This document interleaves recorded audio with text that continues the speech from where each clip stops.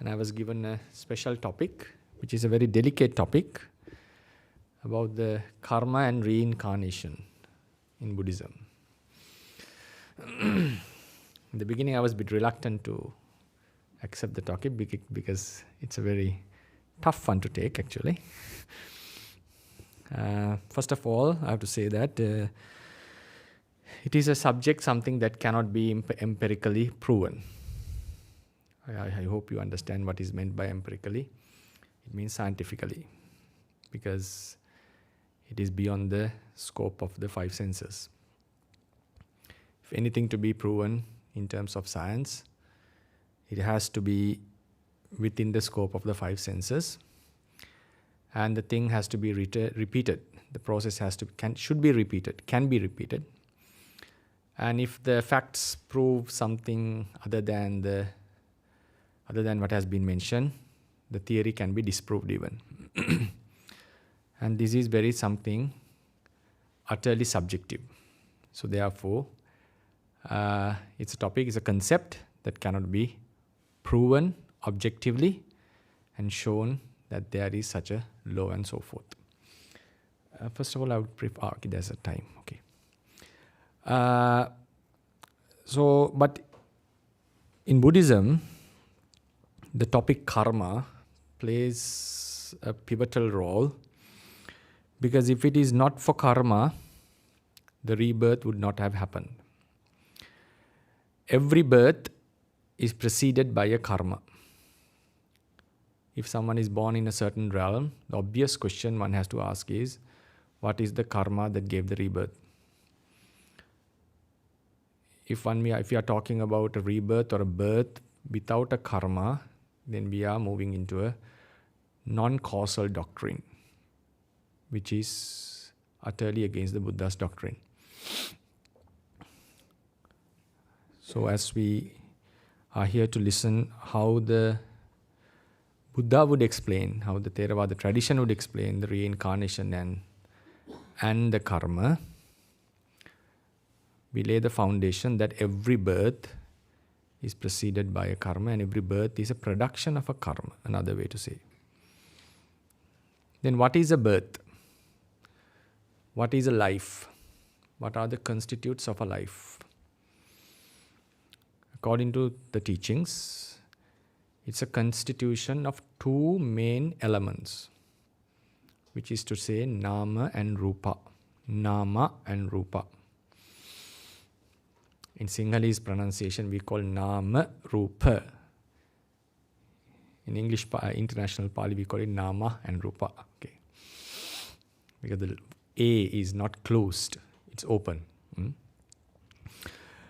So I'll be reciting or uttering Pāli in the international pronunciation. So at the end of every word, even though I'm supposed to say Buddha, I might say Buddha, right? So please keep that in mind, that it is the international pronunciation. So when I give an English talk, I normally go into that pronunciation. So instead of saying Namo Tassa, I would rather say Namo Tassa. It's not distorting the language, because it's only in Sri Lanka that we utter Namo Tassa. In every other Buddhist country, you have to say it's Namo Tassa, right? Because that's a dialectal issue. Anyway, so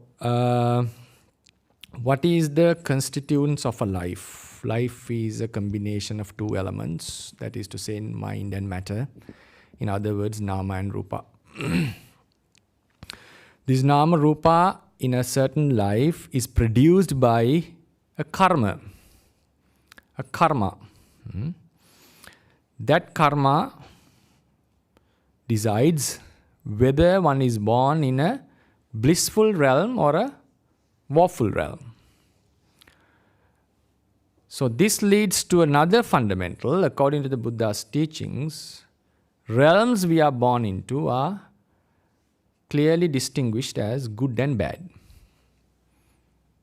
There are no intermediate realms which can be called, which can give births with both either good or bad karmas.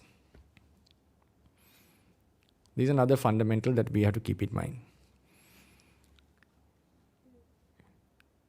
Normally, that's how it happens in the physical world.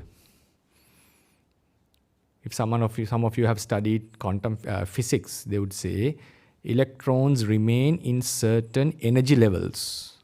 They are not mostly found in between. They jump from one level to another. So likewise, according to the Buddhist cosmology, there are only 31 realms maximum in a one given world cycle. Among these 31, 4 are considered woeful, that's called apaya. And the remaining are considered blissful, sugati. Sugati and dugati. Dugati are the bad ones. Sugati are the good ones. Nama Rupa are initially produced in a certain realm by a karma. And if they are produced in a bad realm, the cause has to be a bad karma. And if it is a good realm, the cause has to be a good karma. It's a very basic teaching. I think all of us know about it. But we sometimes overlook this basic concept. And certain teachings that we utter may violate this. So these fundamentals are very important while we are explaining deep Buddhist philosophical teachings. Every birth is a production of a karma. We cannot negate this. And it will lead to a certain realm. And those realms are divided black and white, either as good or bad. Then the next point. Karma produces mind and matter. Mind and matter in a certain life. Not all mind and matter is produced by karma.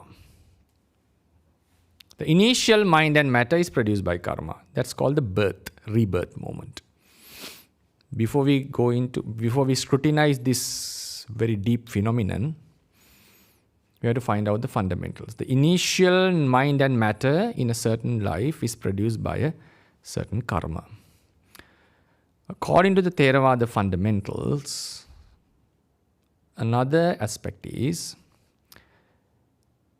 the consciousness of a being has two different aspects. The initial fundamental consciousness and the remaining consciousnesses. I may use the plural word, though it is not an English word. Normally Buddhist scholars have adapted this. Consciousness is always a singular word, noun. But certain Buddhist scholars have used it as a plural noun because in Buddhism we talk multiple consciousnesses. So we have in every life we have a fundamental consciousness and other consciousnesses. But according to Theravada teachings, two consciousnesses can never appear at the same time. It's a very basic concept. There was a Buddhist school in ancient days, immediately after the Buddha's passing away. By the time when the Emperor Asoka ascended the throne, a school called Eka Vyawaharika, and another school emerged as Lokuttaravadins, and another Kaukotika. These three schools wiped out from the Buddhist spectrum very soon. They held on to the view that two consciousnesses could exist at the same time. One is the pure one, the other one is the defiled one. Because there are teachings the Buddha has said, the consciousness in its initial stage is pure and it becomes defiled afterwards. That's how they interpreted this. According to Theravada teachings, no, that's not the case. Two consciousnesses cannot exist at the same time. If you look into it objectively, it may lead to another confusion as well. Because with consciousness, we get the self-view. We get the understanding that subjective experience is the consciousness. It's done by the consciousness itself. So there can be a dilemma. Which consciousness would think it's me, it's I? Which subjective experience should we prioritize? So therefore, according to most of the Buddhist schools, one consciousness at a time. So then we are talking about a lineage of consciousnesses that are appearing in a sequence.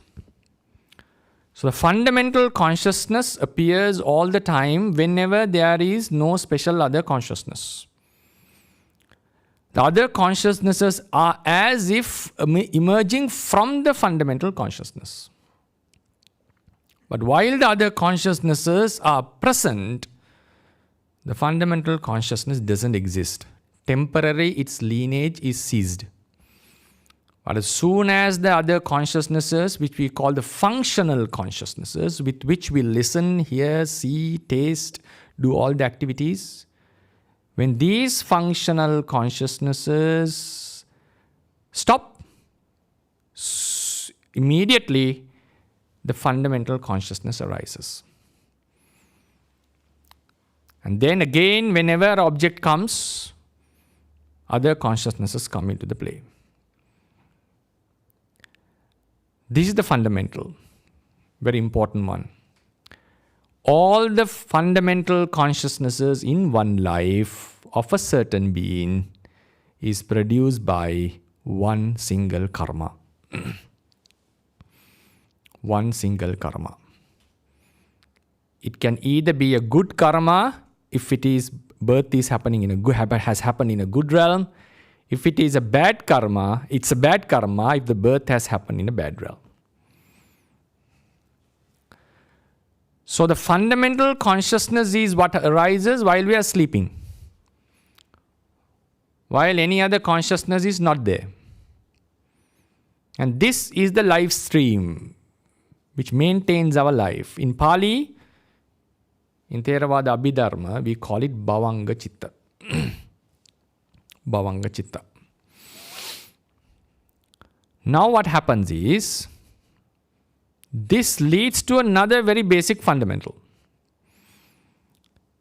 If all the fundamental consciousnesses in one life are produced by a single karma,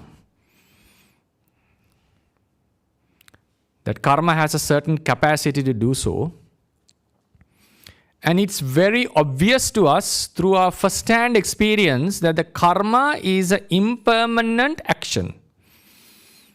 Karma means the action, right? Anything that we do is a non-material action that we perform by which we do verbal, physical, mental activities. Whatever action we do, we start it, we finishes it. It has a beginning, middle and an end. We do one karma, we listen to a Dhamma talk, we accumulate a good karma and that's done. We do another karma. We do another worshipping, another offering. If someone is killing animals, kills one animal, kills another animal, he's accumulating new karma. One karma is impermanent. And we know that it is possible that we can upgrade the quality of a karma next time when we do it, when we repeat it. And this shows that this impermanent karma has the capacity to produce nama rupa. It has the capacity to produce the fundamental consciousnesses, and it leaves behind a certain energy, which we call the kamma sati. The capacity of the karma. Though the karma vanishes, it leaves the capacity, and capacity is within us. This capacity has to be limited. Why the karma is impermanent? It's a limited action. So what happens? Its capacity to produce the fundamental consciousnesses in one life has to end one day. It's a must. So Buddha gave the discourse saying, if anyone is born with a karma, And if the karma is impermanent, it should have a limited capacity. A limited capacitated karma cannot produce an unlimited infinite life. So he was certain anyone who is born has to die. Natti jatasya amaranang.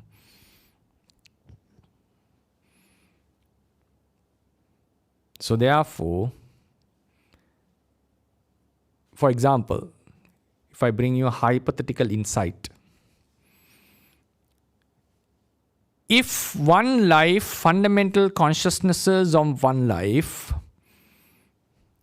can be produced by various karmas, imagine, given the length of the samsara, given that there is no beginning in samsara, if someone finds out the possibility or the mechanism to bring forth past karmas to produce new fundamental consciousnesses in one life, there is at least a possibility of an infinite life. Because when a certain karma's capacity finishes, you can bring another karma and extend your life. And Buddha was certain that it is not possible at all. Not possible at all. A permanent, infinite life is not possible. Why is that?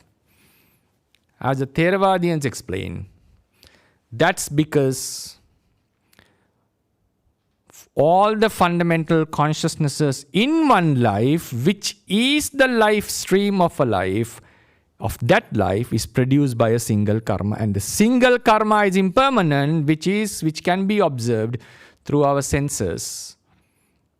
The Bodhisattva was convinced even before his enlightenment.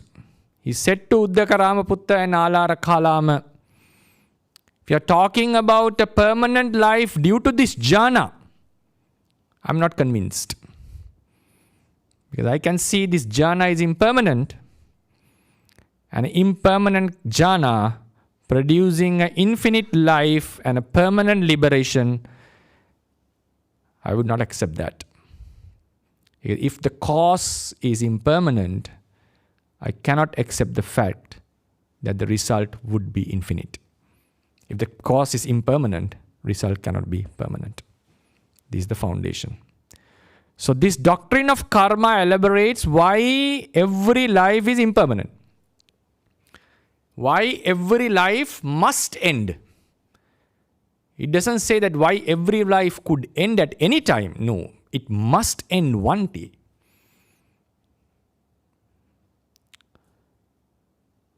Now this karma has the capacity to produce nama and rupa, and it produces the fundamental consciousness again and again, but there are other consciousnesses as well. So this shows the presence of other consciousnesses shows that not everything in one life is determined by the karma. No. We have a free will and we can do certain activities and we can change the course of life. Because there are other consciousnesses that are not completely under the influence of karma.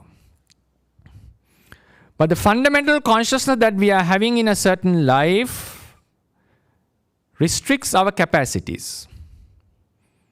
That's why, because other consciousnesses by which we do our activities are coming forth, as if coming forth from that fundamental consciousness. That is why, according to the teachings, a being who is born in a woeful realm can never attain jhanas in that very life.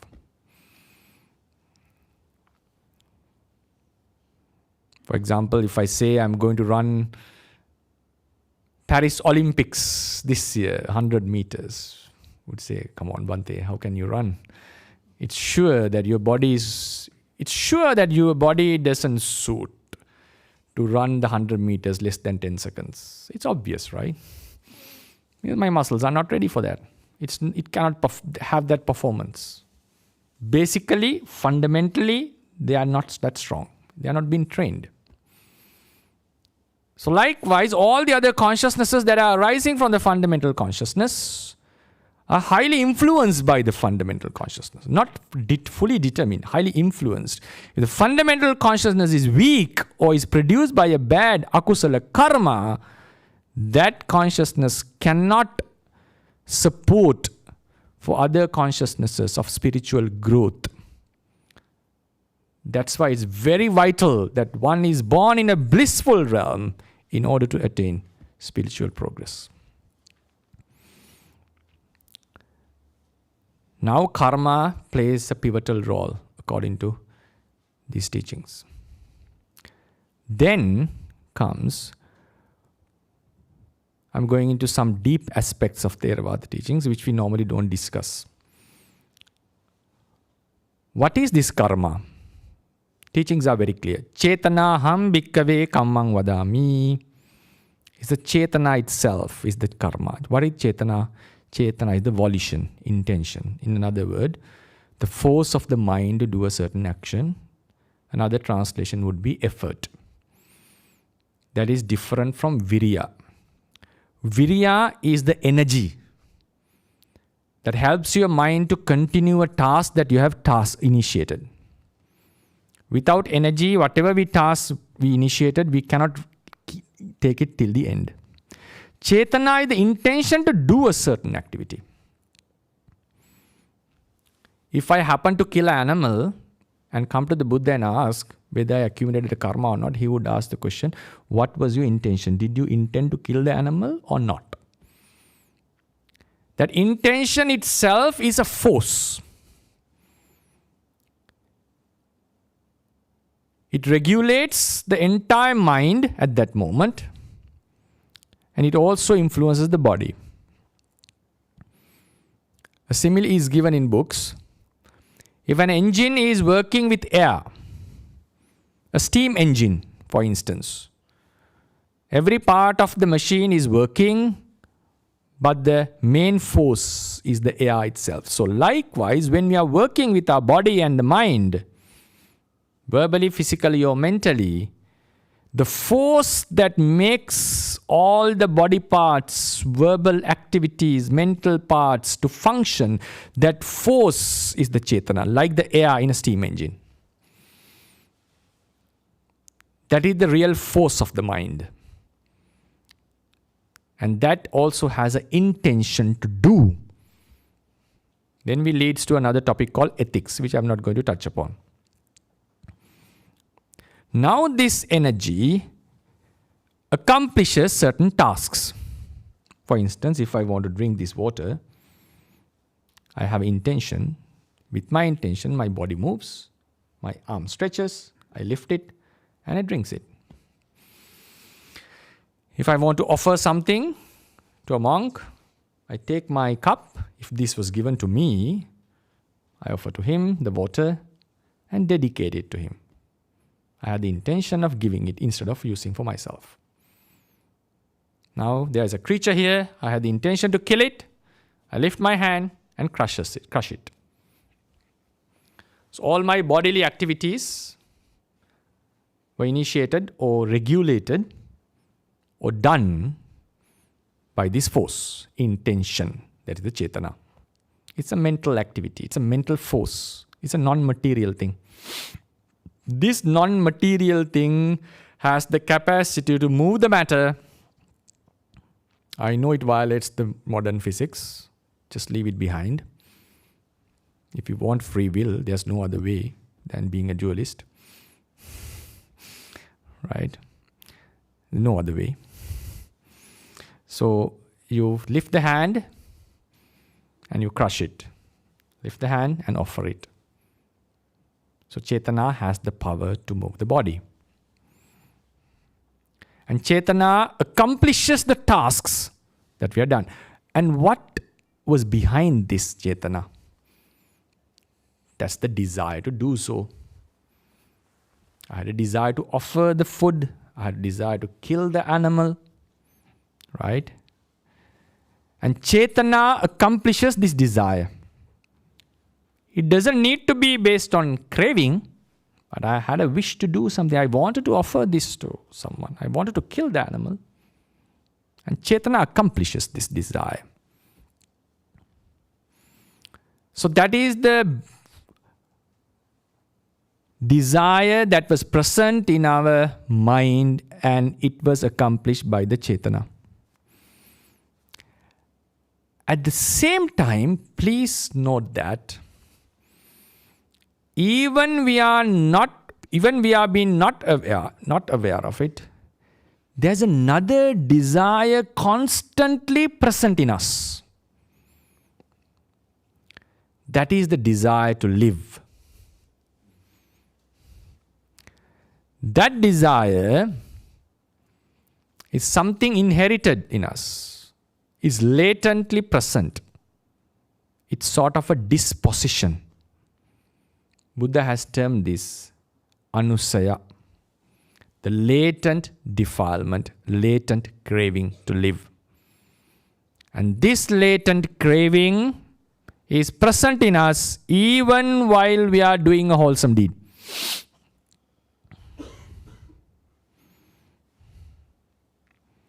That's why even though we are listening to this Dhamma talk, if a sudden earthquake happens, most of us would be running out, right? Suddenly everything changes. Why was that? It was present in us.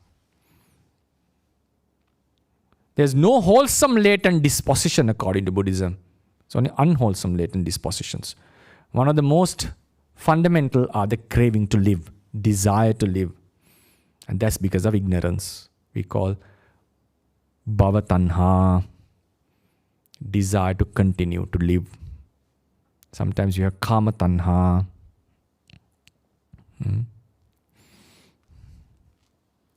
It's present in us. I'll give you a simile for this.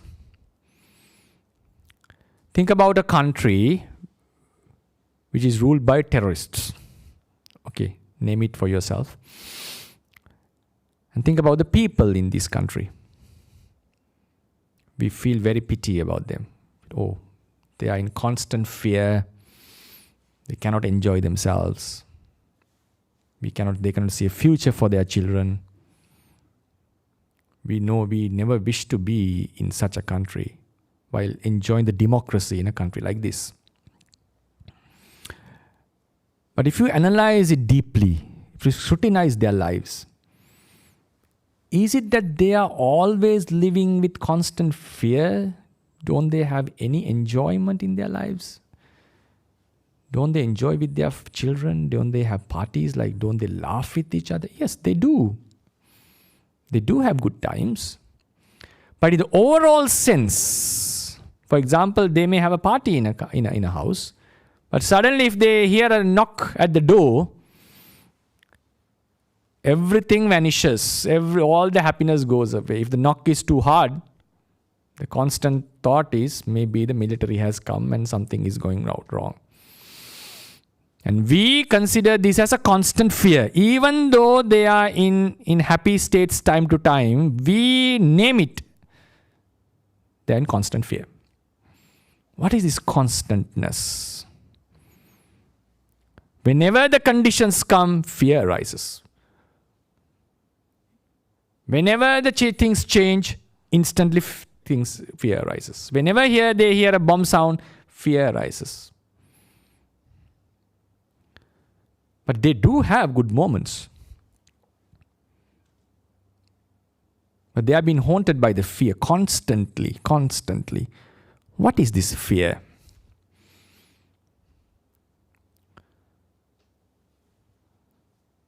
Now, replace this person with ourselves. We are in good conditions. Yes, we are enjoying freedom, liberty. Maybe you have certain opinions, okay. But in overall sense, we are better than them. Obviously, we are in a better position, better situation. Even I myself from Sri Lanka in a better situation than them, okay. Right? But What does it take for us to change our moods? A sudden earthquake. Imagine a gunman enters the room. Everything changes. All the dynamics change. If a vehicle is suddenly coming towards us, everything changes. How would you think Arahant would look at us? Oh, they are in good status, but for the people in the terrorist-ruled country, it's just a knock at the door, a bomb sound. Suddenly, everything changes. But for us, yes, it takes more causes, but still, if someone points a gun at us, everything changes. Earth shakes, everything changes. We suddenly get a call. Robbers have entered the house. Everything changes. So we term them as in constant fear. How would Arahant would term us? Yes, they are in good condition. Like, yes, those people also had parties. Arahant would say, yes, they are in constant fear. It just takes just a short moment. The dynamics changes and they completely lose their peace. What is this? We too are in constant fear. That's why Buddha said. He said this in Dhammapada. Tasinaya purakkata paja parisappanti sasova bhadito. The people who are led by craving to live. Tasinaya purakkata paja, the humans led by craving. Parisappanti sasova bhadito. They are in constant fear like a rabbit who is captured in a trap. Rabbits are very panicked, right? They even faint if they become afraid. Maybe you have seen them. They are very sensitive beings. They're very afraid of their enemies. So likewise, Buddha termed beings who have not eradicated the greed to live are in constant fear. Why is that? Even while we are doing good deeds, this fear could come at any time because we have a constant craving to live. That craving is present in us. That is the latent disposition to live, which we call anusaya. Keep that in mind. According to teachings, we have it within us in a latent level. That is the latent craving that is eradicated at the moment of liberation. At the moment of liberation, the mind is very pure, which we call the Magga Chitta. But it does eradicate defilements. What kind of defilements does it eradicate? This question is asked in books. Not the past defilement, not the present. No, Magga Chitta cannot have defilements with it. It cannot be a future defilement. It is the latent disposition, latent defilements that are present in us. And this craving is constantly there. What is craving? Craving to live. Now I'm coming back to the Cetana. We diverged to that topic from the place. I have a desire to do an act. So I lifted this and offered. I had a desire, so I killed. So Cetana accomplished this act which I desired. It may or may not accomplish entirely. But my body and mind worked according to that desire, and Cetana was the doer. It accomplishes the desire's wish. While we are doing all these deeds, there is a constant desire present as latent. And that constant desire is willing for lives. Life is Nama and Rupa. Lives are combinations of mind and matter. In the end, it has desire to for mind and matter.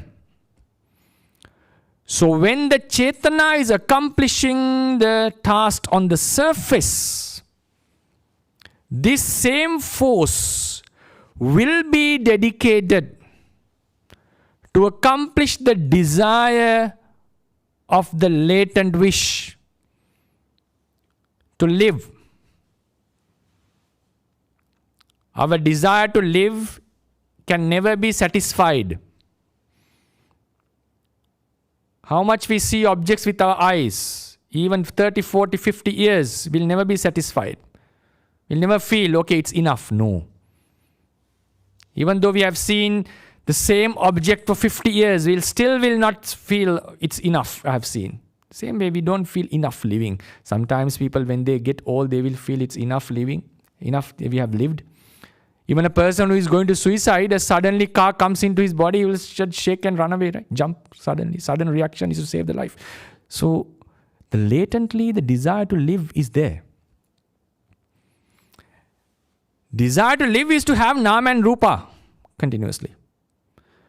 So, my first desire, first level desire to do an activity, to offer this thing was accomplished by the Chetana.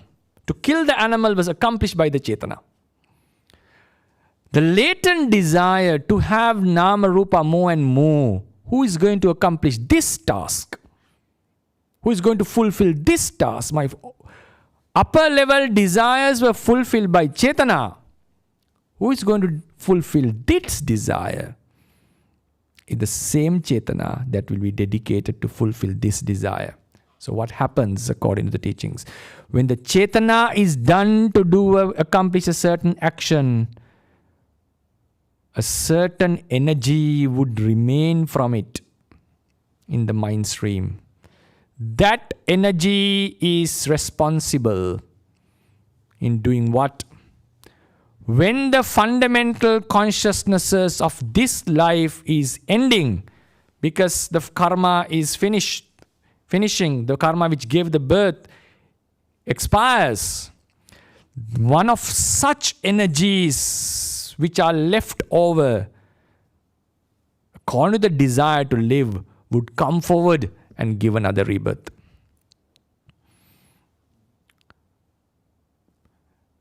And the same mental energy, the Chetana, I'll repeat this again, by which we accomplish mental, verbal, physical activities in the surface, will be dedicated to produce Nama Rupa in the future due to the influence of the latent desire. When that desire is gone, there is no such influence. No energy remains. That's why an Arahant doesn't accumulate karmas for the future. And why that Chetana is producing only mind and matter? Why doesn't it produce a rock or a tree or anything else? Because it's under the influence of craving. Craving needs mind and matter. So it produces mind and matter. Craving is like the king or the president. Karma is like the minister. Minister, when he does the work, he has to do it within the realm of the king or the president. Otherwise, he'll be fired, right? So that's why, according to teachings, karma produces Nama and Rupa. So then the question comes, when the fundamental consciousness is going to stop because the karma is expired, it may stop due to other reasons as well. But imagine if someone lives the entire lifespan, the karma is going to finish now. And it has to stop. But the craving is still there. We want to live. He doesn't want to give up. The stored energies of karma are there.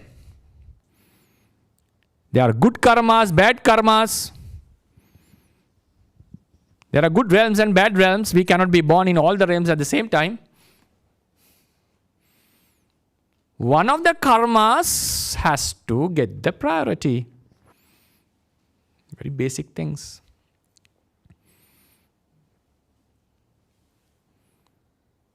Why does a karma gets the priority or gets the opportunity?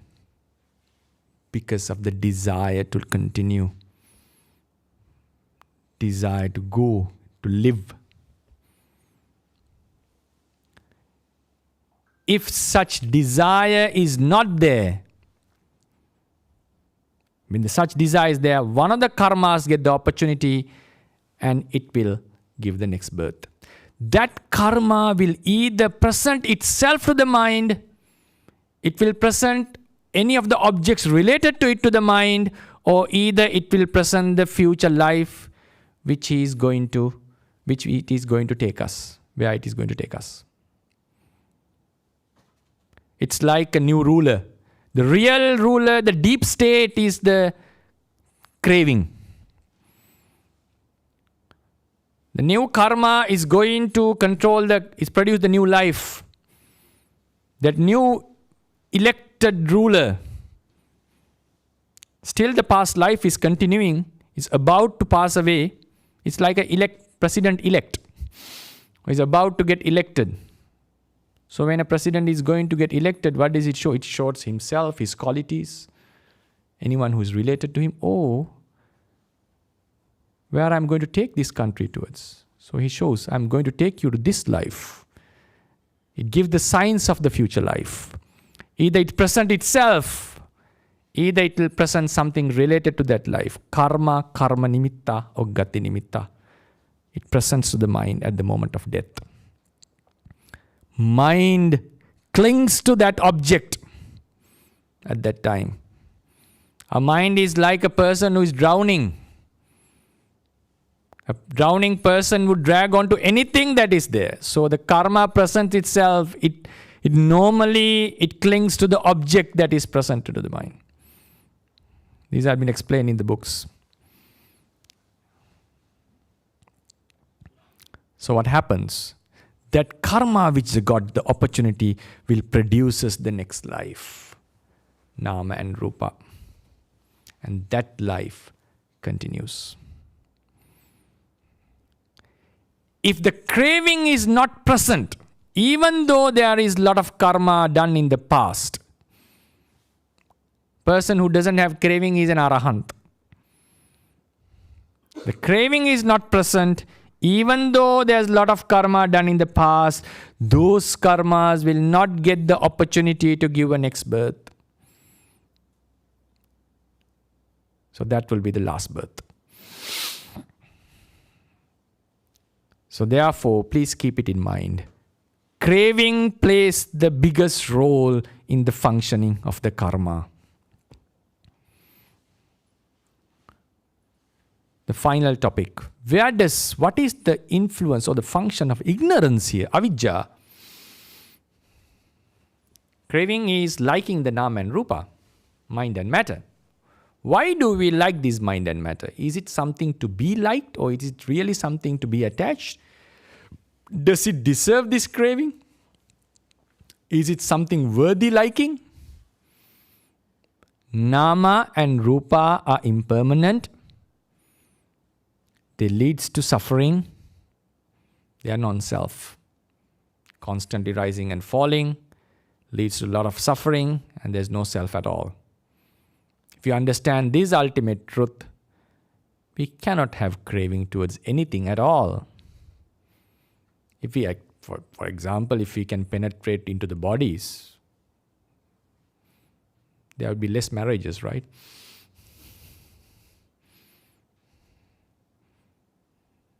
So if you see the truth, if you understand the reality, if you understand it deeply, craving cannot exist within us. So craving exists because of ignorance. And karma can play its role. Finally, there is a linkage between ignorance and craving as well. That's the final topic. Now I explain how craving is related to karma. How karma produces nama and rupa under the influence of craving. Karma is the chetana, it is a force to do the activities. While it accomplishes the desires in the upper surface, there is a craving for nama and rupa to live. And this force, a part of this force, a certain energy is dedicated to that craving, and that stored karma would produce nama and rupa under the influence of the craving. When it gets the opportunity at the moment of death, and it produces nama and rupa because it's under the influence of craving. And craving exists within us because of the ignorance, because we are not enlightened, fully enlightened. So it shows ignorance to karma. Ignorance supports craving, and craving supports karma. But there's another loop. Ignorance to karma. Where do you find this in the doctrine? Because whatever I said, I have to match it with the doctrine, right? Upadana paccaya bhavo. Upadana, there is craving. There's another element called wrong view, which I'm not going to bring into the topic because it will extend the topic. And it will be really interesting, but it complicates things. The craving and karma are very much related. Where do we find ignorance and karma? Avidya paccaya sankhara. Sankhara are the karmas. Ignorance causes karma. How do we explain this? Link between ignorance and craving is very clear. What is the link between ignorance and karma? Karma is a force. It accomplishes the tasks desired by this desire on the surface of the mind. And a part of it is dedicated to accomplish the desires in the latent level. So we term it as an extra force is there. Atireka vega. That's how it is termed in Pali books. Extra force. And that extra force will remain. And who gives this extra force? Who gives this extra force into the karma? Connection is ignorance. I'll give you a simile for that. Think about a person who had a very bad experience in childhood. For instance, abuse, for example. The person, even they grow up, sometimes such people have negative feelings towards similar ones who are responsible to the abuse, for example. Sometimes when they meet such people or come into a similar environment, they feel very uncomfortable. Right? Sometimes they are not even aware of what is going on them. Ones who are around will feel, oh, something is wrong. Why do you feel anxious when you meet someone? Is something wrong with you? Sometimes when we are not in a good status, mind is in a good status, our colleagues would understand the way we work. When they see the way we work, they would ask, are you okay today? Is there anything wrong? The way we take the cup, way we write. If we had a quarrel in the house with the wife before we came to work, yes, things are different in the working place, right? Because it affects our activities. It affects our mind, our chetana. We can see. So what a psychologist or a psychiatric would do, mostly they would go for counseling, right? They would talk with them, discuss with them. They would remove the fear. How do they remove the fear? Enlighten the person and say, no, not even though abuse is wrong, but you don't need to have enmity towards every man because of that. You should not understand that not every person is an abuser. That's a past thing. You should not carry it to the future. So they enlighten. They give you wisdom. So there was an ignorance that the person couldn't deal with the object because of the ignorance. So even the person not being aware of that, he was acting weirdly to the object, toward the situation. Weird from the normal situation than other people. So we could understand there's something wrong here. There's something extra effort here. Something weird here.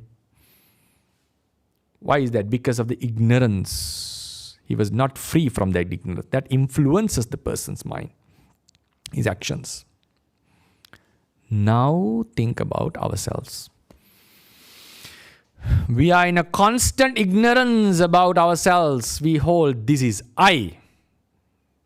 This is mine. This is my body. This is my family. All this. Because we haven't had the full insight. So what happens? Even though we are doing something good, our activities are constantly affected by this ignorance, like a person who had a bad experience in childhood. We would note it. Our distracted nature would be obvious to whom? To an arahant who doesn't have the ignorance. For him or her, it is very obvious. All the activities this person is doing, even though they are wholesome, are affected by the ignorance. You cannot prevent that. Because of that, the Chetana that would have a certain energy level, because of this ignorance, has an extra energy level. That energy, when it is dedicated to perform the upper tasks, that extra energy remains in the mind, dedicated to accomplish the desire of the latent level. If that ignorance is removed, the Chetana doesn't get that extra energy. It becomes calmer than another person. So in books it is mentioned, the mind of an arahant, by its nature, is calm. Because it's not being influenced by this latent ignorance and latent craving. So the actions of an arahant Chetana of an arahant doesn't go into that extra energy level, and it doesn't leave behind any energy force for the future. So he doesn't accumulate any karma. That's the linkage between ignorance and karma. So I have talked. One of the deepest philosophical things that are mentioned in Theravada doctrine, everything I have mentioned, is referred to the Theravada. Nothing is mentioned from my own intuition, no. All have references. So if it makes sense, if it is logical, that's up to the audience to accept or not. You can ask questions, obviously. So this is how the karma and reincarnation can be explained in a deeper level in Theravada teachings. So what would be the final outcome? What is the final aim in Buddhism?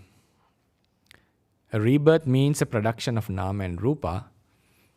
Since karma is impermanent, every life has to end. As long as karma is present, rebirth is inevitable. And this has to keep on going. Buddha said, what is the purpose? And if there is no self, what is the purpose at all? So then, what we are supposed to do is to prevent the karma giving a rebirth. Mechanically, that's what we have to do. If karma is giving the rebirth, stop it. So some ancient teachers said, destroy the karma. In order to destroy the karma, torment your body. Self-mortification. Buddha said, no. If you want to destroy something, mental thing, you have to bring the utterly opposite nature. There's nothing fully opposite of karma. One can bring the argument. But isn't it that wholesome is opposite of unwholesome? Yes. Wholesome is opposite to unwholesome. Then what is opposite of wholesome? Unwholesome. So does it mean that you have to do unwholesome to stop the wholesome? No. Wholesome and unwholesome are two divisions within the karma. Both wholesome and unwholesome leads to a rebirth. So if you want to stop the rebirth, you have to stop both. Then in order to stop wholesome, you have to do unwholesome. To prevent unwholesome, you have to do wholesome. It doesn't make any sense. This is not to say not to do wholesome, because unless you are not born in a good realm, you will not be able to do this. So you have to do wholesome. But still you have to prevent the karma from giving a rebirth. So how to prevent it? You cannot destroy it, because there is no nature that is utterly opposite of cetana, force. So Buddha said, no, not self-mortification. Then what? Destroy the craving. Yes, if we destroy the craving, karma would not get the opportunity and new karma would not be accumulated. Yes, that's a good point. Destroy the craving. If you destroy the craving, no birth would happen. That's what he mentioned in the Dhammacakka Sutta. Still, there's a slight problem. Can you destroy craving while there is ignorance present? Because craving strives from ignorance. The cause of craving is ignorance. Yes. And craving cannot be destroyed alone. There's a cause for craving, ignorance. Then how about destroying ignorance? Yes, perfectly okay. If you destroy ignorance, no space for craving. No ignorance and craving, no new karma, and past karma cannot give a rebirth. So he shown the path against ignorance, vipassana. Avidya is ignorance. He showed vidya, understanding, wisdom. The problem is how to come to that wisdom.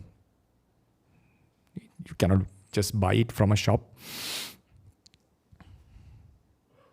Something has to be developed here.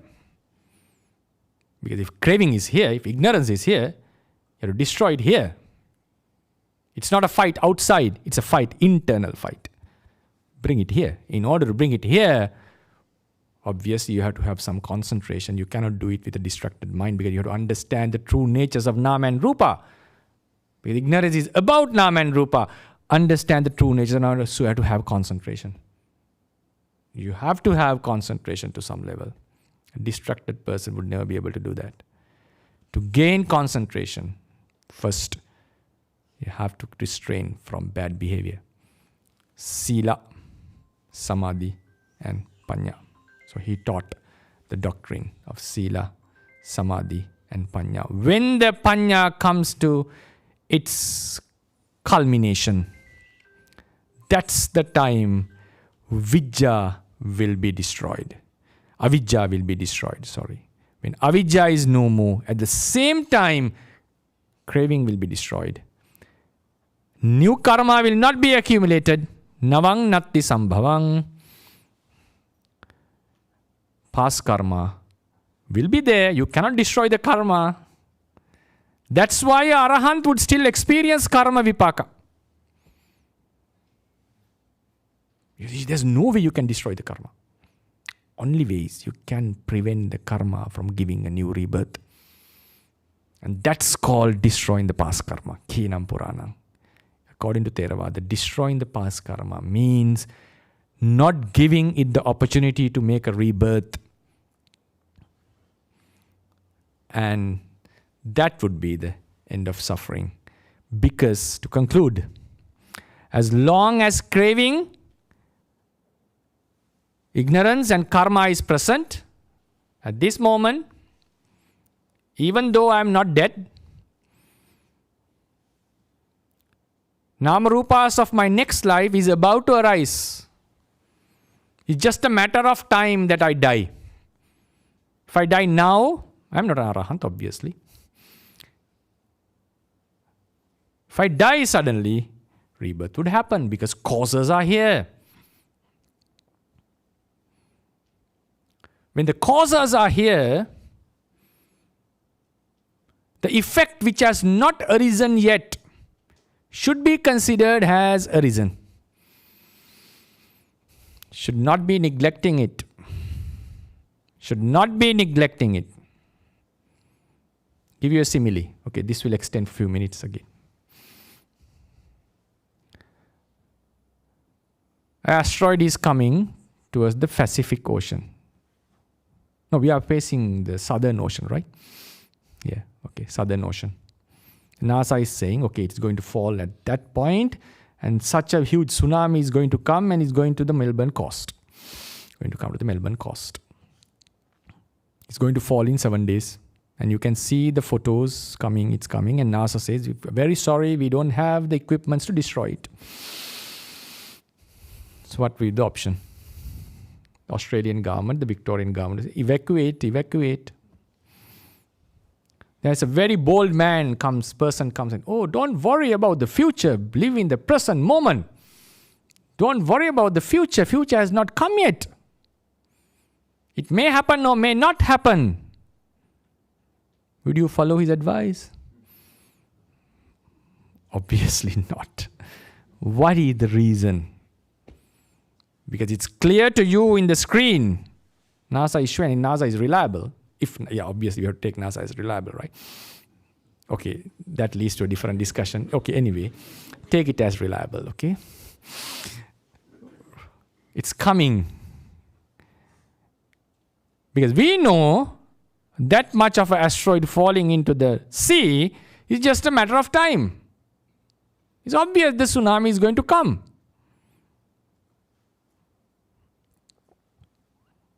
We are evacuating. We are afraid of what? The cause is there, effect has not come yet. We are dealing with the effect that has not arisen yet. Why we take it seriously? Because the cause is there. Cause is present. Even though the effect has not arisen, come up yet, as long as the cause is there, we cannot neglect it. So now take it, my example. My causes are here, even though I am not dead. It's just a matter of time. The next Namarupa is going to happen. Hopefully in a good realm. In a divine realm, maybe. Okay. Right. So, and it can lead to a woeful realm. Countless rebirths are waiting for me as long as the causes are here. I cannot just ignore that. Then one would say, this suffering is for the one who thinks. Now take the same example of the asteroid. The asteroid is coming. It's going to hit the Southern Sea. A group of young men and women have decided to go on the top of a Melbourne building and cut all the communication. Have decided we will enjoy without any connection for 1 month. No one can contact us, and they're fully enjoying. They're not aware of what is happening. They're not aware of what is going on. Fully enjoying. They're not in the distress as we do. How do you think about them? Do you think, oh, I missed the party, I would have been there? Oh, what a pity. Is that tsunami not going to kill them? Surely. It's going to harm them. They be not aware of the fact. Doesn't matter there. It's an objective reality. If it is really going to come, the person's ignorance of non-awareness is not going to free them from the suffering. We would never feel, oh, if I was there, because now we are evacuating the houses. Children are shouting, they're asking why we are going. It's full of distress. We have to take out all the computers and everything, the house money and all. It's a big job. Those people have no idea. They're just enjoying the time. How would you feel? It would have been nice if I was there because none of this stress would be there. No, we don't think like that. We would feel, is there a way to inform them? To take them out of this suffering that is going to befall them very soon? So whether if the result is really going to happen, if the causes are present, whether we think about it or not, we are bound with the suffering. They are bound with the suffering. They are bound with the tsunami. So Buddha said, whether you like or not, whether we contemplate or not, if the karma, phenomenon of karma is true, any person who has not eradicated the defilements are bound with the suffering. That is the suffering to come. Anupanna dukkha, unarisen suffering. Suffering that has not arisen. I may use a term, I may construct a term, unarisen. It's not an English word actually. Okay. I may use this word. Otherwise I have to say suffering that has not arisen. Okay. I beg your pardon. Okay. Dormant. Okay. Dormant suffering. The suffering that is going, has not arisen. Okay. Dormant. Which you are bound with. Okay. Let me use the unarisen word. Okay. Okay. Unarisen suffering. Because the Pāli word is anupanna dukkha. Uppanna is arisen. Anupanna, not arisen. So what is more? The suffering we experience in this life, the defilements that we in our mind, or the suffering of countless births that are going to come. In the Nakasika Sutta, Buddha said, a Sotapanna is free from the suffering that he got freed from is compared to the soil on the earth, and the suffering left for him is like the soil on his nail tip. What is the suffering he got freed from? Suffering that was waiting for him beyond the 7 lives in the Kama realm. So this unarisen suffering, the dormant suffering, is the most deep and serious suffering that we are facing. How to get rid of that? Remove the causes. Remove the causes. Remove ignorance. It will remove craving. It will stop karma. And we'll be free from that dormant suffering or unarisen suffering. On that moment that you remove the ignorance. Why? Go back to the simile. Go back to the simile. The asteroid is coming. Okay, somehow Australian scientists invented a new missile. Okay. It was going to fall on 7th of November. And from Australia, they sent a missile on 3rd of November and destroyed the asteroid. And it was going to fall on 7th of November. It was destroyed on 3rd of November. You got freed from the tsunami. Okay. Surely you are going to celebrate it next year, right? The day of liberation from tsunami or whatever. And it's good for many companies also, right? Right? What is the day you are going to choose? 7th of November or 3rd of November? It was going to fall on 7th. It was destroyed on 3rd. 7th or 3rd? 3rd. That's the day we got the liberation.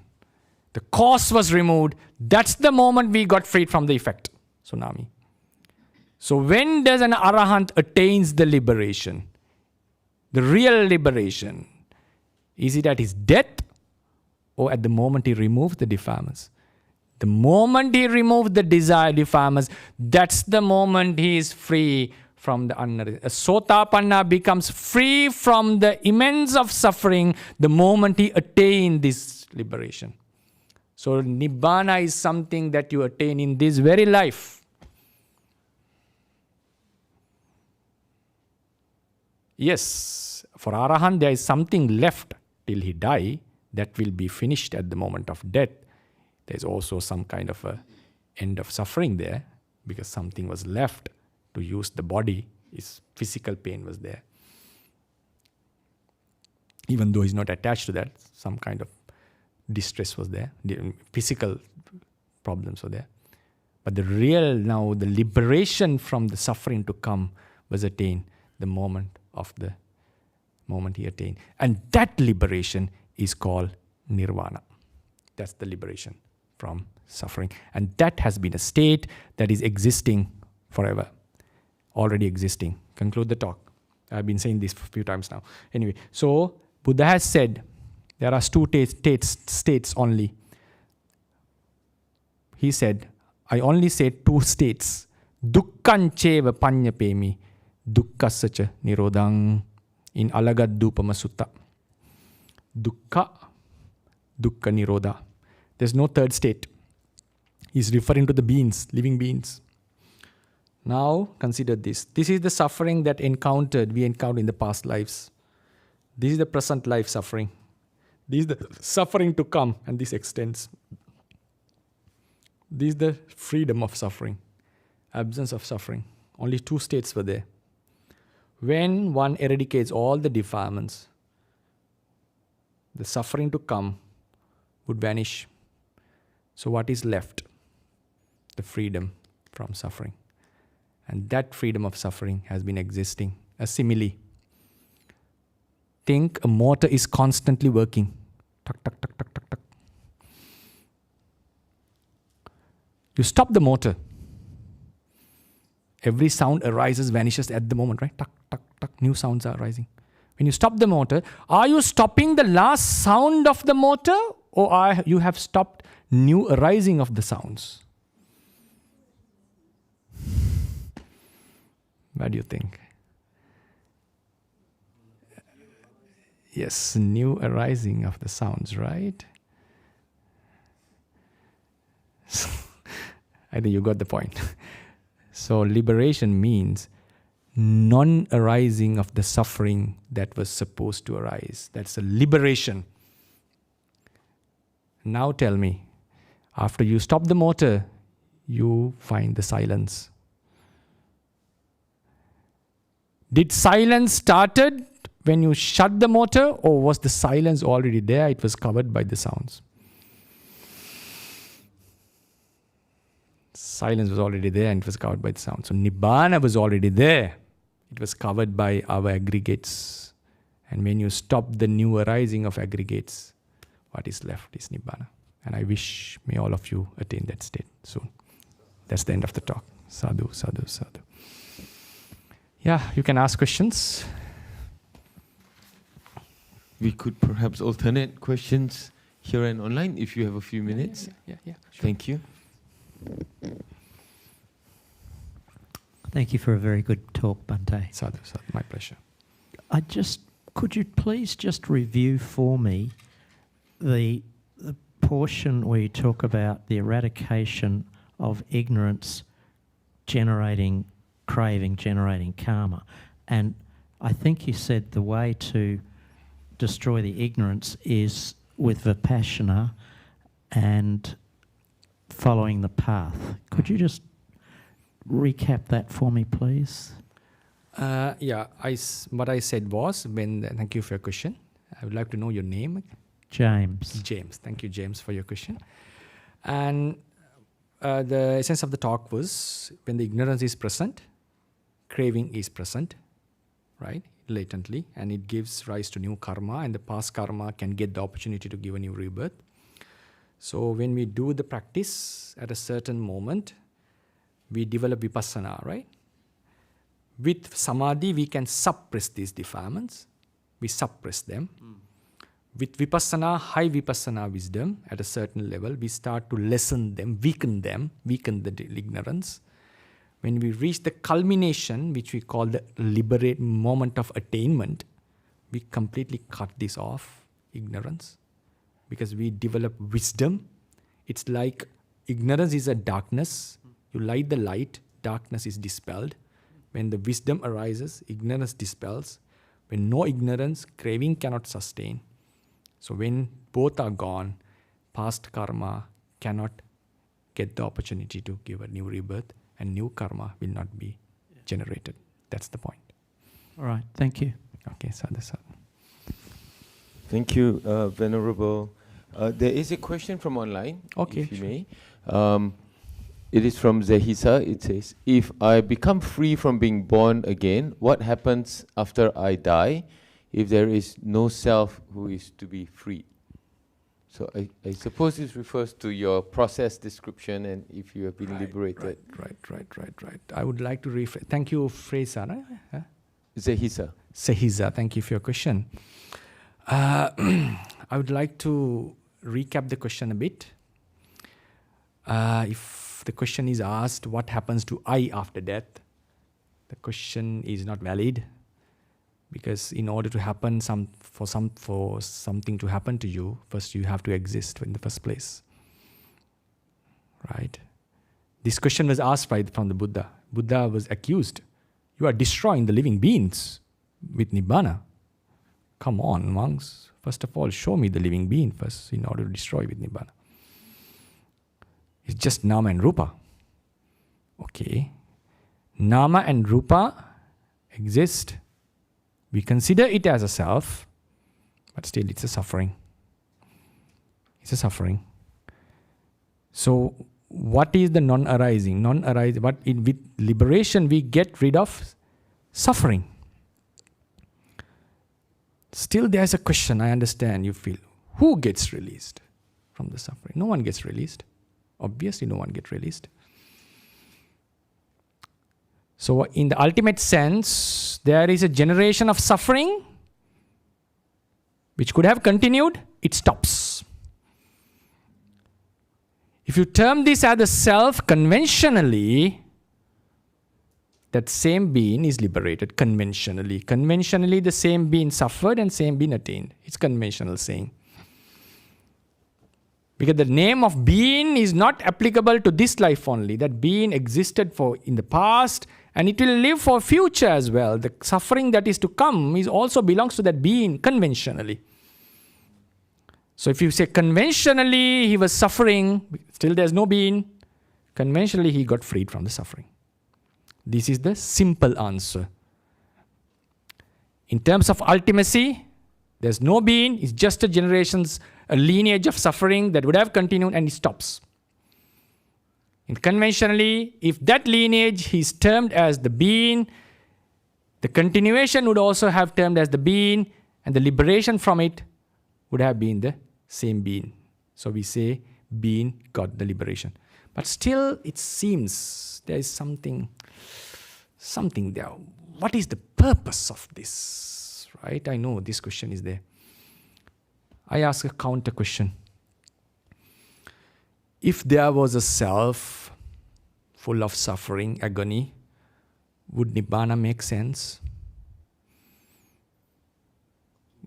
Yes, very good, thank you.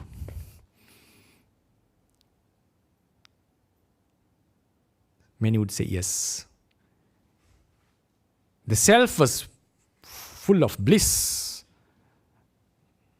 If permanent, okay, just I'll give you one hint.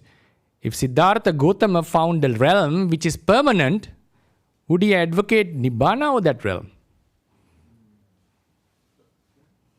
Permanent realm, right? Mostly, right?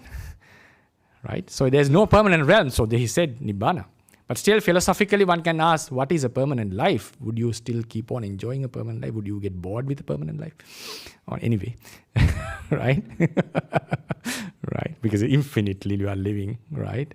Anyway, it's a philosophical problem. Mostly, even I would prefer, okay, it's a permanent life, it's good. So anyway, if there is a self full of agony, Nibbana makes sense. I understand what you mean.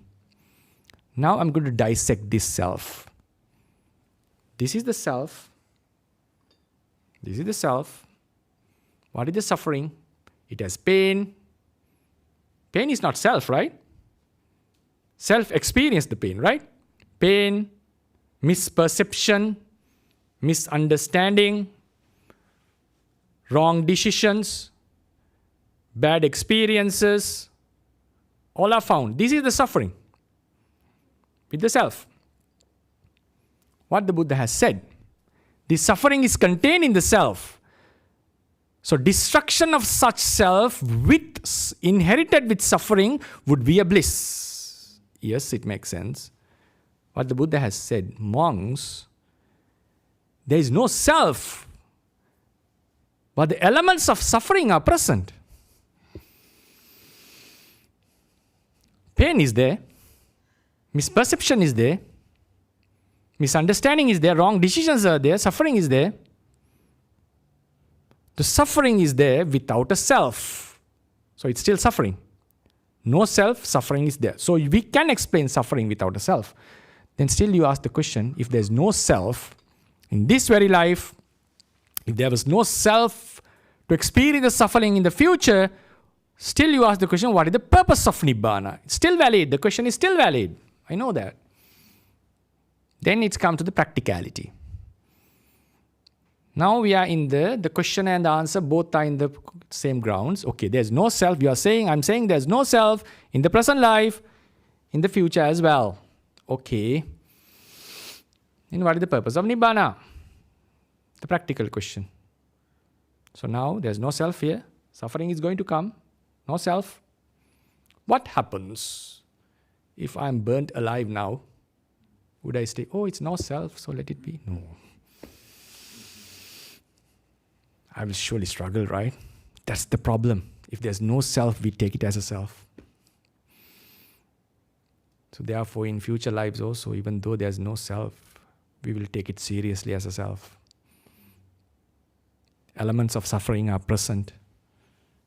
Though it's not mine, the mind takes it as mine, makes it a big problem and suffers.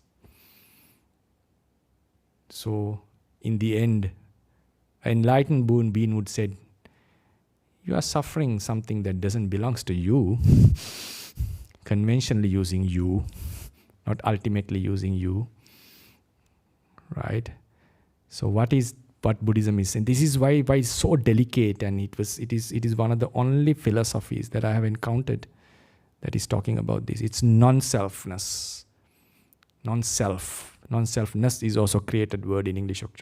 Non-selfness is non-self doctrine, but suffering is there. Though there is suffering without self, the nature of the consciousness it sees, it takes it as a self and it starts to struggle. Even though it's very obvious there's no self, the problem is still there. Even though there's no self in the coming lives, the problem will still come there.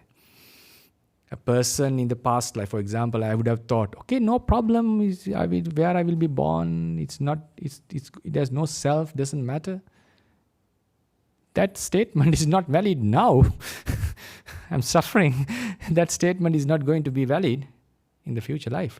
So the problem is, even though there's no self, I know ultimately there's no one who is liberated or no one is suffering. The problem is the consciousness takes it as a personal thing.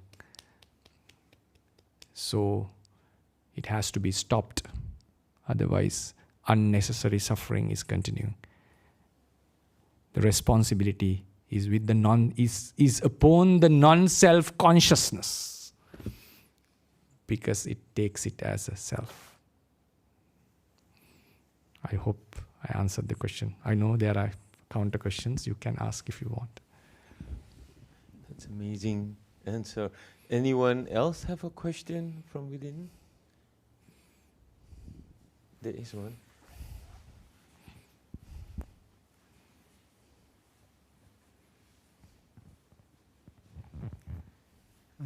Reverend Sir, you mentioned that there were 30-something realms, right? 31. 31 realms, yes, and out of those 4 were apaya, or the lower. Yeah. And we are, as minis, probably we would be a good realm, right? Yes, human, yes. Human, as it would be a good realm. Now my question is, how can you explain that against increased population of the humans? Population is increasing, so does it mean that it comes from another realm to another realm? Of course. Transfer? Yes, that's the answer. That's the answer. So all realms in total are one number, or one lot? There's cycles. One cycle has 31 realms, and there are many such cycles, infinite number of such cycles. So, infinite number of beings.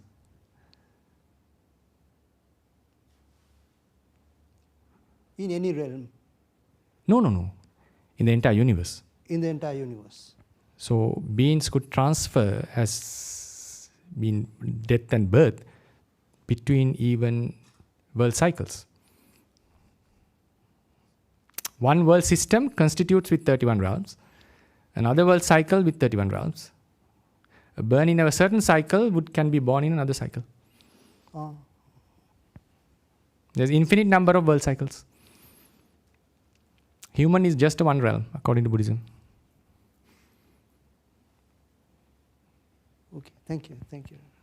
And the question can come, what is the problem with infinity? It is not a problem that can be solved. There are 4 possibilities, right, for the universe. Infinite time, infinite space. All maths breaks down. Probabilities break down. Infinite time, infinite space. Infinite space, finite time. The universe had a beginning, but is infinite. How could something come into origin as an infinite thing? Okay, it's a big problem. Finite space, infinite time. What is called finite space? What's beyond that space? Even with the Big Bang theory, one of the biggest problems is what would be the edge of the universe? How would it look like? Are you coming back to the end? Are you going to hit a wall?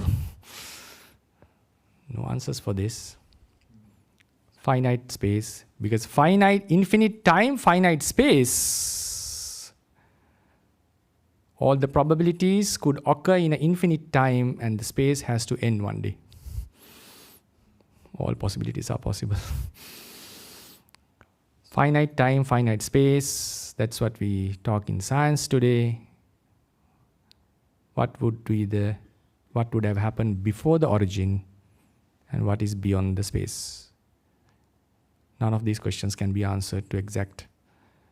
So even some scientists today, some philosophers think the best option would be infinite time and infinite space. There are counter-arguments for that, I know, for infinite space. If it is infinite space, there's a very nice argument.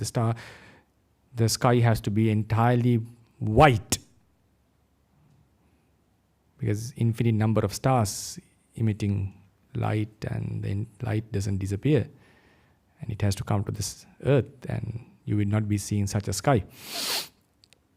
Yeah, arguments, disarguments, all are there. Infinite space, infinite time, all mathematics break, or probability. You cannot guess the probability. Everything breaks down. So Buddhism is advocating infinite time, infinite space. So we have infinite number of beings. So what the Buddha has done in terms of ethics, have you thought about it? If it is infinite number of beings, infinite space, infinite time, no use of ethics. Purpose of ethics, ethical philosophers, is to increase the goodness of the world. If it is infinite, you have done nothing. And one can argue Buddha has done nothing. Yes, if you consider like that. Mathematically nothing. I give you a nice example, a simile. Thousands of millions of fish were drawn into the seashore. One man comes and throws fish back to the sea, one by one. Another one comes and says, "What are you doing? Doesn't make sense. How are you going to save all these fish? It's impossible." Yes, I know I cannot save all the fish, but I make sure the fish I throw will survive. Sorry? Yeah, he's going to be alive and he's going to survive. So Buddhas make sure, even though they cannot save all the infinite beings, at least some will be saved.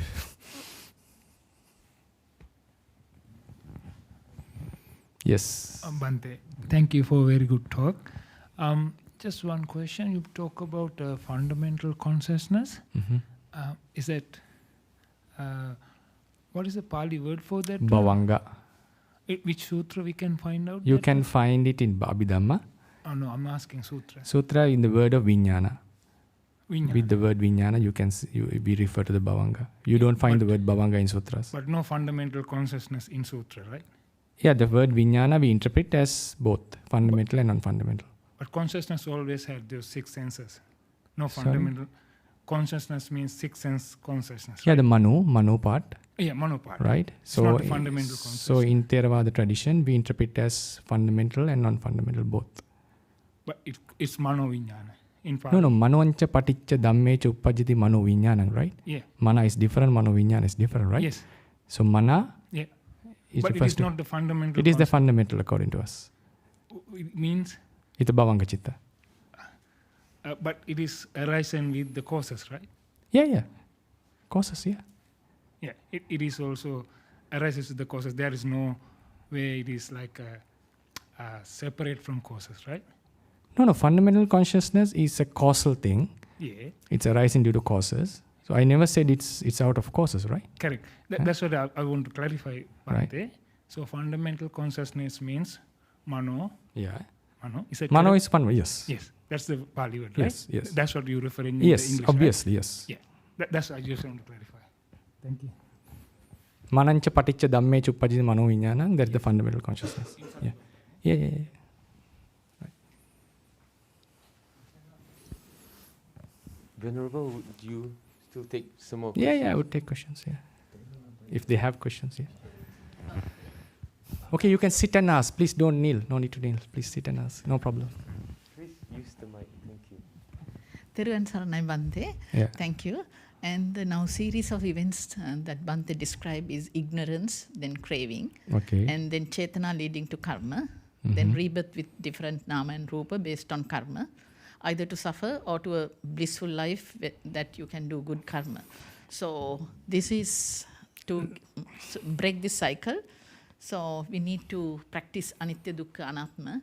We need to not practice, understand anicca dukkha anatta. Understand, Yes, okay. exactly. And to get rid of raga dvesha moha. That is the vicious cycle of paticca samuppada. Is that the... Yeah, paticca means the life of rebirth. So then only we can break the cycle of, if you have to get rid of the causes, right? Yes. Defilements, right? Yeah, because this is cause and effect. Yes. Yeah. Thank you. Yes.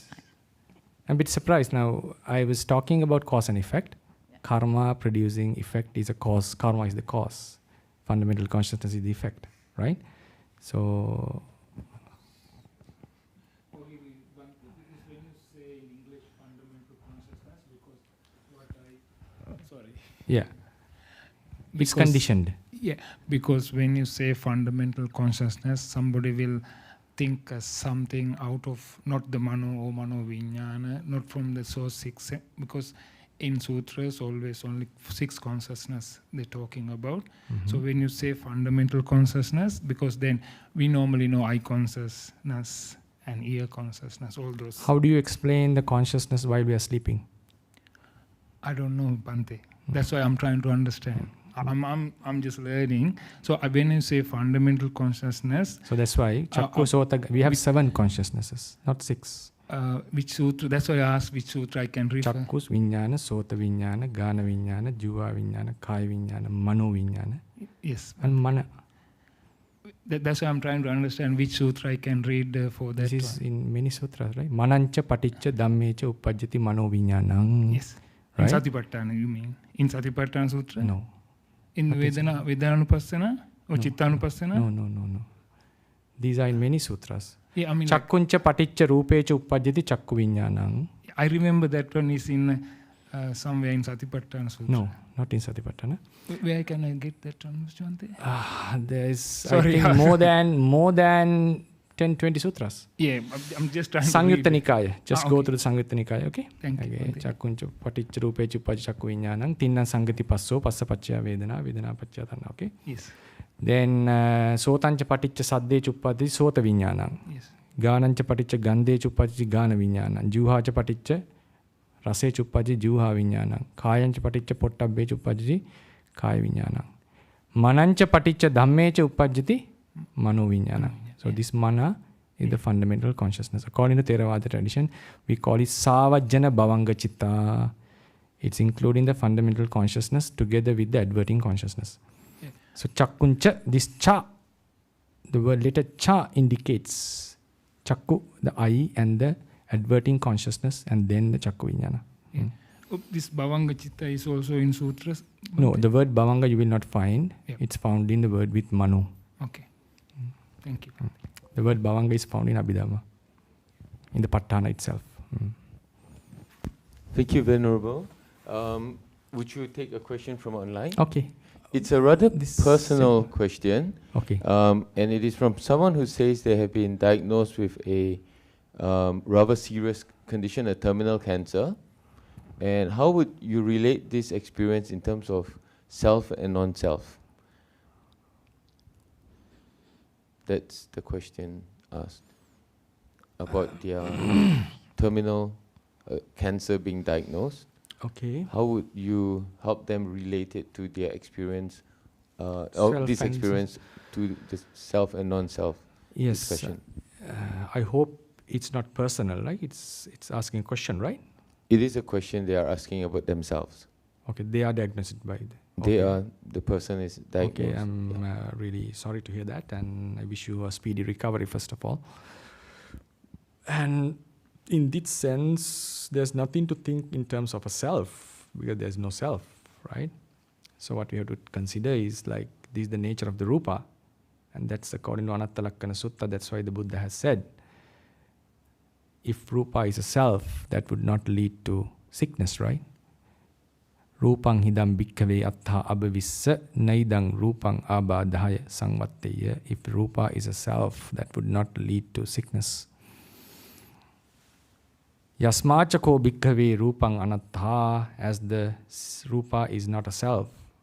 Tasma rupang abhadaya sangvatteya. Therefore, rupa leads to, matter leads to sickness. So this is a fundamental reason why the Buddha has said all the 5 aggregates are non-self, because they lead to suffering. So therefore, under this thing, under this explanation, we have to understand that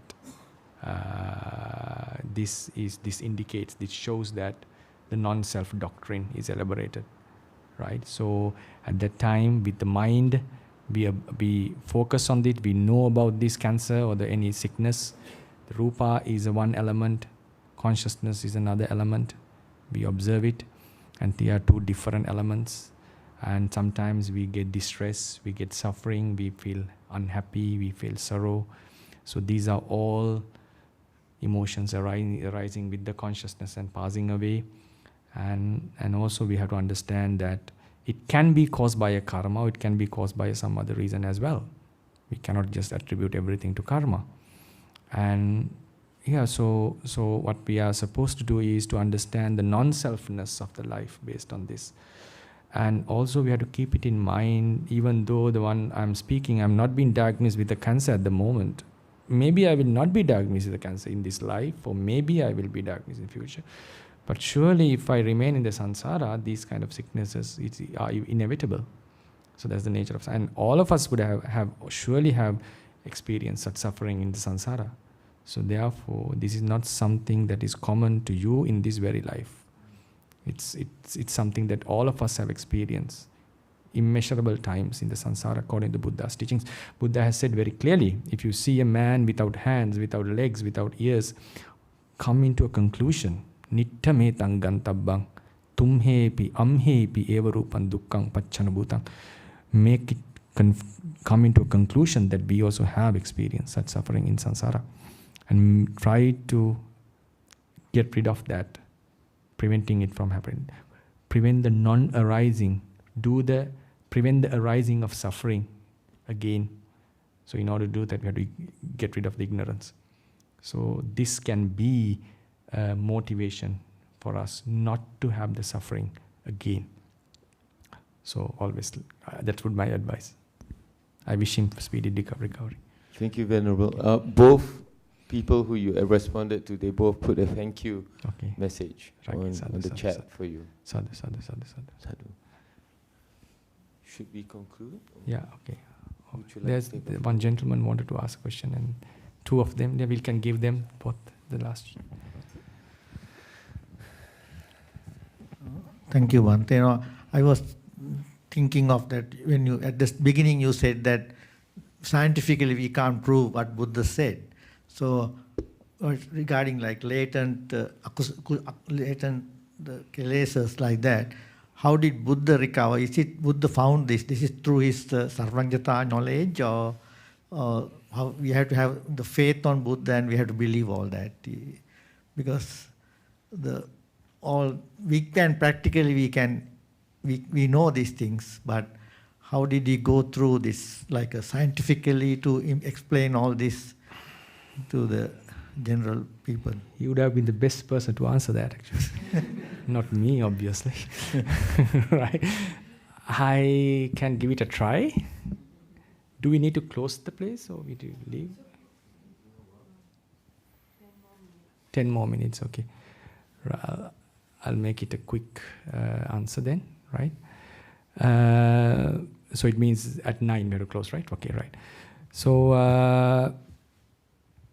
I would rather say that I don't know how he understood this. I'm still pondering how he could do that in his own.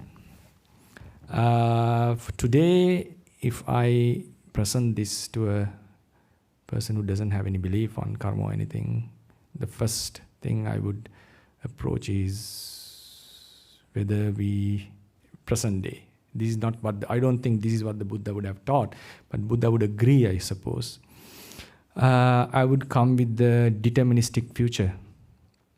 If we want to get rid of determinism, we want to have a free will, only possibility is that we have to have a non-material element. I don't know whether you have thought about it. If everything is material, if everything is governed by material forces, laws of physics, unless you go to the quantum level, which is random, if it comes beyond the atomic level, everything is determined. It can be determined, predicted. And we are in a deterministic world if there's only matter. And it is a fact according to science. And if you want to get out of that, the only possibility is, which is a philosophically not very popular, unpopular, there has to be an immaterial thing. There has to be an immaterial thing which can make decisions, a causal agent, and which can influence this matter according to its decision and change the course of the matter. That's the only possible way that you can have a non-deterministic future which you can change.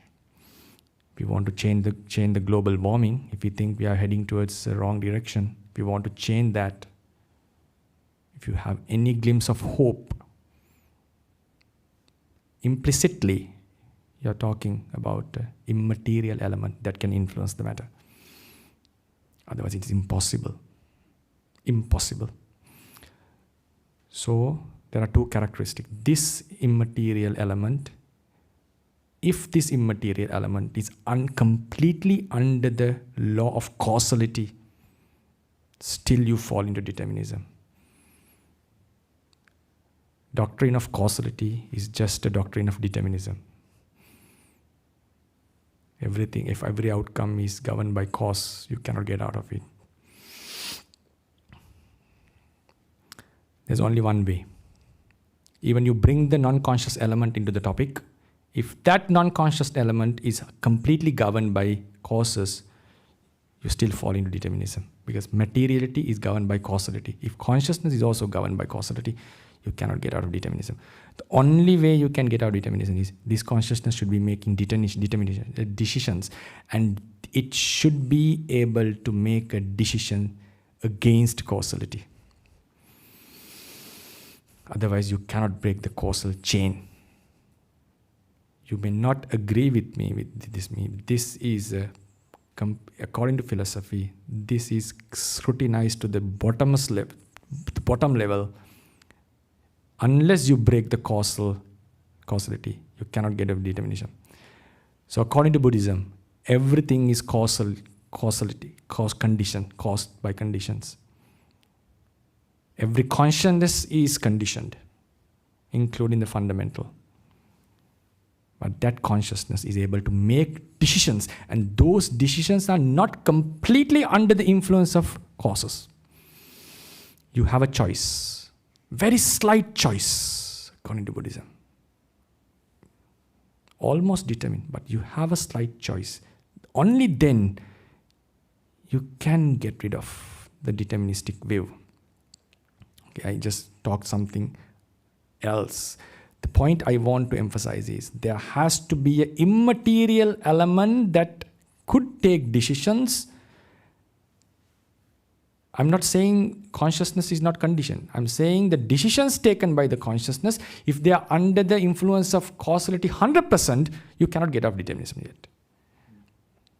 Should be able to make a choice. Only then you can get rid of determinism.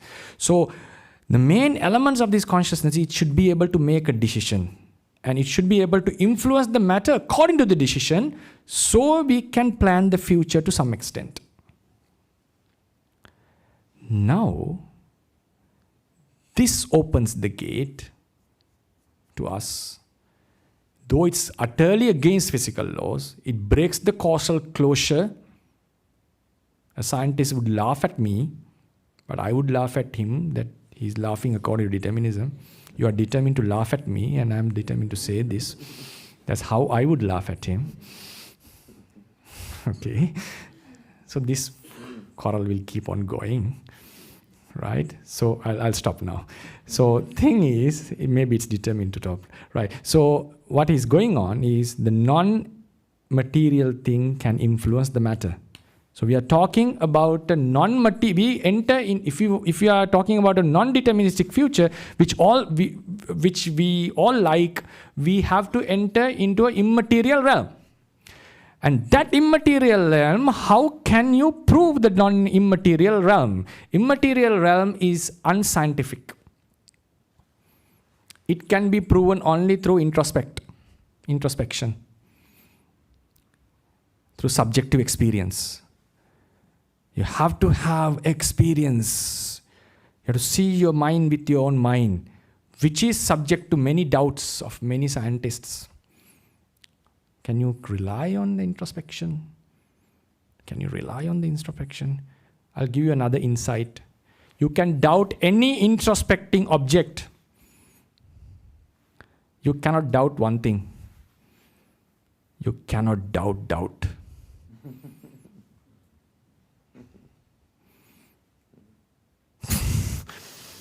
If you doubt the fact you are doubting, forget about the discussion. You can doubt anything. You cannot doubt. How do you come into the conclusion about doubt? Only through introspection. If you come to the conclusion about doubt through introspection, you can come into conclusion about all the emotions through introspection. So introspection is something that is reliable. So Buddha was introspecting. And this spiritual realm, with this spiritual, you can see your mind. With concentration, you can trace your mind to the past. And more the wisdom, he goes into this deep phenomena. Karma, yes, that is the deeper. That is why he has to practice paramis for such a long period. And he had to understand this. I would like to extend this discussion, but I have to stop it now. So I would stop this attributing. That's the genius of this Buddha.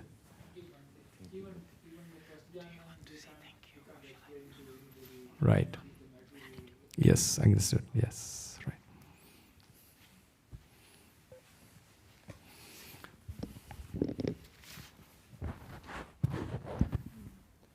Okay, thank you. Thank you, Venerable Watagoda. On behalf of the Buddhist Society Victoria, I think we all agree this has been one of the most thought-provoking and profound discussions we have had.